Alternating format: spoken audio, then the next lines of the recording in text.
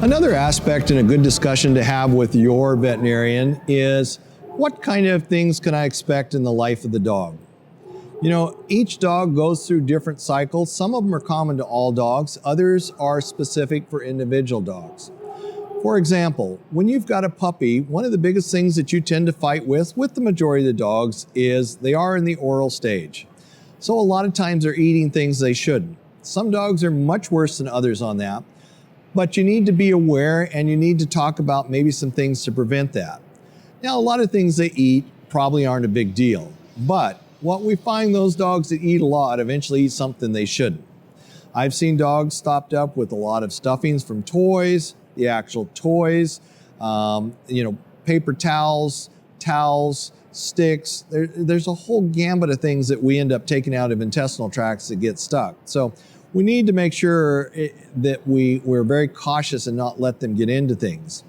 Now that's a puppy problem. As we get through the middle ages, we tend to see more things like allergies. We may have some ear problems and some kind of routine maintenance type things. Some dogs are even prone to anal gland problems. There again, that would be a little more breed specific.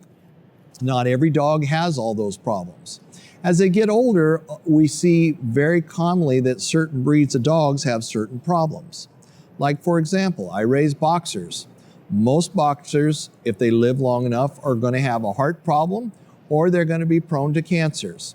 And interesting enough, a lot of times it's the same cancer we see in almost all boxers. So it's important that you know that. You know, life expectancy of a boxer a lot of times is 8 to 10 years of age. That's very young for that size breed of dog. Most large breed dogs like that are going to live to be 10 to 12. So it's important to know, because if we know those kind of things, we get more aggressive with it. So, for example, boxers, it's a good idea to start running EKGs and checking that heart on a routine basis when they get to that 6 to 7 year age there. Golden retrievers, very prone to splenic cancers, as well as Labrador retrievers. So a lot of times I recommend we ultrasound spleens on those dogs, because if we can catch those tumors early, a lot of times we can easily remove the spleen and we can give the dog their full life. One aspect of that we miss a lot of times because we don't put any credence is arthritis in a lot of our older dogs. We do not put that big an emphasis on it because we said, just arthritis, you're just getting old. The reality is, on the larger dogs, the number one reason I'm going to put most of those dogs to sleep is back and hip problems.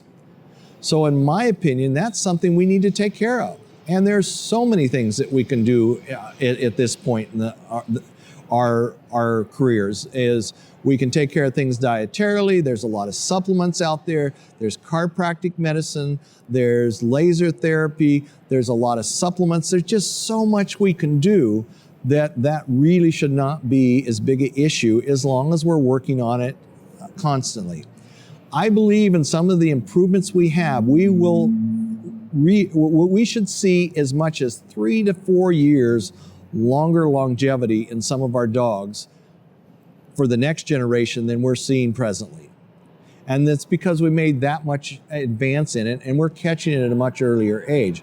But the secret is you got to work on it. You got to know that it's a problem and start addressing it early on. Because once the damage is done, then we're always playing catch up. So know your breed of dogs, know the things that it's prone to so that you can work ahead and be proactive versus reactive.